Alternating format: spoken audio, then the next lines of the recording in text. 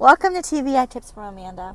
Today we're going to look at ways that students can use iPhones, iPod Touches, or iPads to complete worksheets independently. These topics are, or this type of topic is for students with low vision who are primarily print readers or maybe dual media but can zoom in and access some print.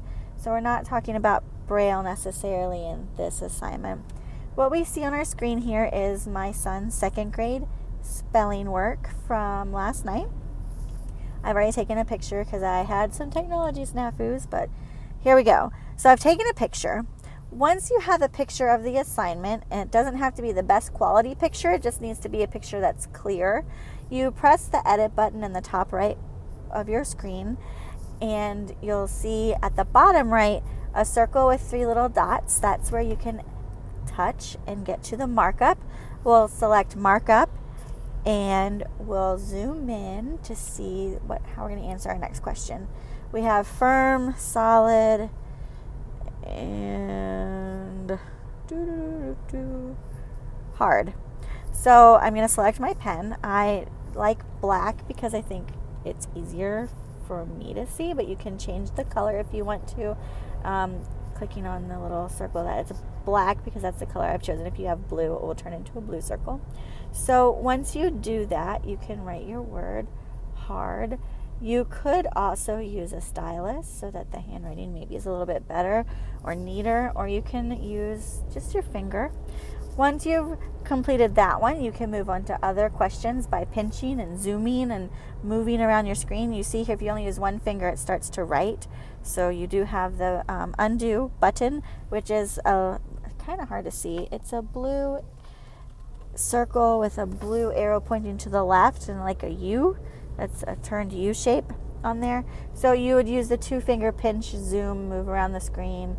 Not one finger like I just did, 2 fingers on the screen to move it around. So pretend I've finished my spelling assignment here. I'm going to press done in the top right corner of my page. And that takes me back to the original edit frame. And I'm going to hit done again. And now my assignment is complete. Yay! How does our students share the assignment with the teacher? Well, you have a lot of options. I'm going to click on the little square with an arrow pointing up, which just means like upload or share the document or picture in this case. You could share the document via the Mail app. I also have the Gmail app and the Outlook app as options on here. A lot of times school systems have put some controls on their network so that students aren't able to email attachments to teachers. So you have the option of asking the IT department to specifically allow your child to send attachments. Probably won't happen, or at least in my experience, they wouldn't let me. So that won't work. You could use a personal email address on the device if that's something that's allowed. Or if you're a Google school system, you can use Drive. So I'm going to press on Drive. Once you're in here, you can change the name of the document. So I'm going to call this spelling, and it helps if I could spelling. And then I'm going to put today's date, which is the 27th. Click back on my thing. I can choose the email address. So the one that you see happens to be the email address for my school's PTA. You could select the folder that you use and upload it that way by pressing upload, or you can share it with someone by touching not shared, and you can add in somebody. So I'm going to add in myself, TVI Thompson. That's that. I already actually shared it with myself, but we'll do it again. You could add a comment and say, here, Miss Thompson, here's my assignment, and then press on the check arrow at the very top of the screen. It sent it away to me.